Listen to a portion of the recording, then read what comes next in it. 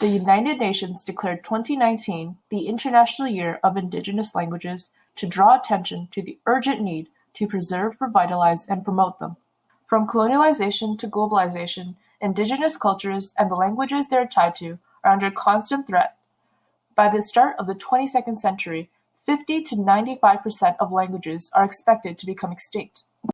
Canada, home to 70 Indigenous languages, is unfortunately one of the majority of countries failing to preserve Indigenous language.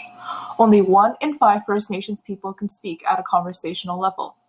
The recently passed Indigenous Languages Act faced heavy criticism for focusing on funding rather than meaningful change. Canada's solution to preserving Indigenous languages seems to be leaving that in the hands of individual communities already facing systemic discrimination.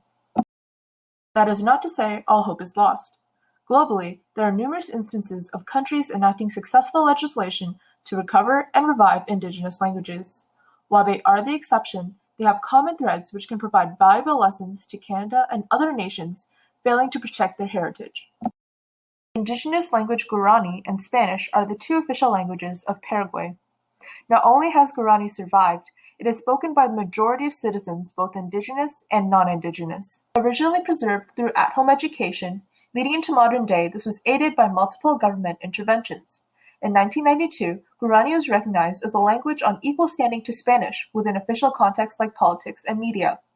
The languages law passed in 2010 mandated both political and educational bilingualism.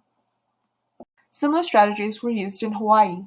Hawaii's native language faced what seemed like certain extinction, yet in 1970, a massive push by activists established the creation of multiple Hawaiian language immersion schools.